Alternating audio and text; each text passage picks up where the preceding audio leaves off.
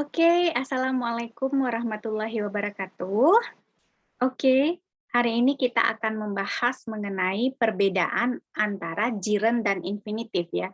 Sebenarnya kadang orang sering sekali bingung apa sih sebenarnya fungsi dan perbedaan pemakaian antara gerund dengan infinitif. Kadang pada dasarnya kalau kita masukkan infinitif itu artinya hampir sama. Kalau secara umum kita masukkan gerund itu juga translation-nya hampir sama. Nah, pada dasarnya sebenarnya ada perbedaan antara secara meaning translation-nya penggunaan antara gerund dan infinitif. Oke, kali ini kita akan bahas mengenai apa sih hakikat yang sebenarnya persamaan dan perbedaan antara gerund dan infinitif itu sendiri. Oke, di sini ya, kalau kita lihat dari segi bentuk, ya mungkin udah banyak yang tahu apa perbedaan secara bentuk antara gerund dengan infinitif itu sendiri ya. Kalau kita ketahui bahwasanya gerund bentuknya itu adalah ada penambahan ing setelah yang namanya kata kerja. Verb plus ing. Misalnya ada walk, walking. Kemudian ada read, reading. Ada eat, eating.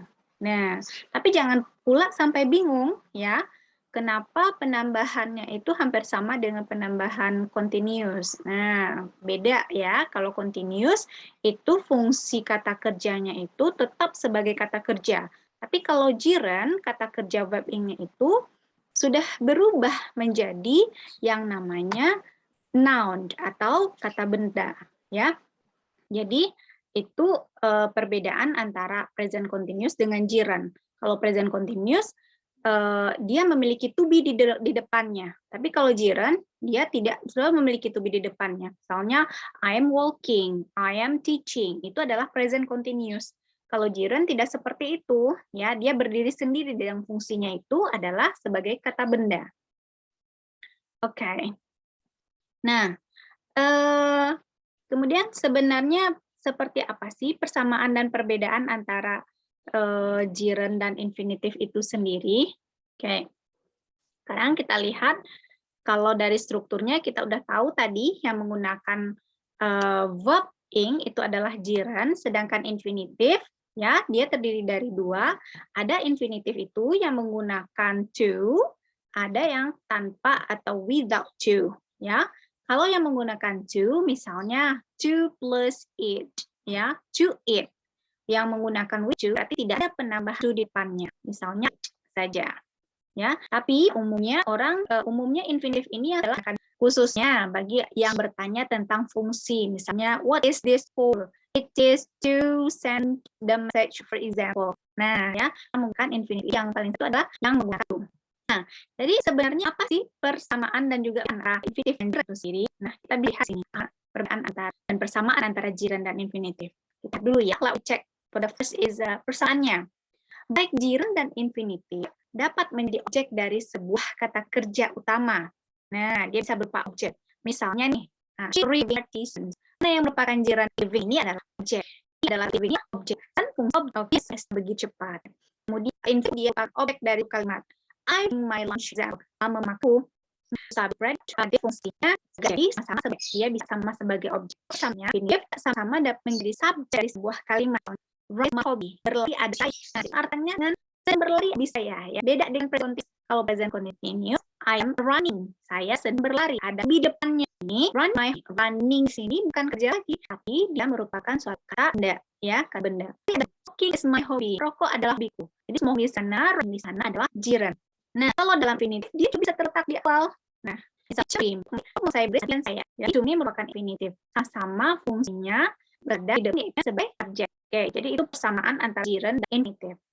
Kalau kita bicara PA, sebenarnya di mana sih letak bedanya atau penggunaannya atau letak secara meaning-nya? Nah, ya, yang pertama sebuah sisi. Ingat, preposisi. Preposisi adalah kata depannya.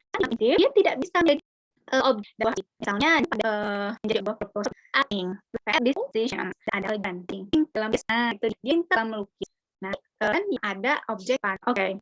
Gerund menyatakan aksi atau yang otomatis. Artinya apa? Saya telah mengikuti perlombaan Olimpiade ini kan disuka. Saya udah tahu nih suka ini, saya mengikutinya. Saya suka sekali Olimpiade Matematika. Itu artinya pekerjaan itu telah selesai dia lakukan. Dalam infinitif, ya, infinitif digunakan untuk baru dilakukan, ya, baru dilakukan. Contohnya, like tomorrow. Nah, ingin kamu jemput saya besok. Dijemput atau belum? I like you to pick me up. Cuma aku ingin jemput besok. Nah, seperti itu. Jadi perbedaan antara jiran dan infinitif adalah kalau jiran itu telah dilakukan, kalau infinitif baru. Oke. Kemudian apa perbedaan antara perbedaan atau sering jiran muncul di kata-kata tertentu? Nah, ini nih yang paling menarik. Ya, jiran itu biasanya muncul di kata-kata namanya hukum cinta. Apa itu hukum cinta? Ini gampang sekali untuk menghafalnya.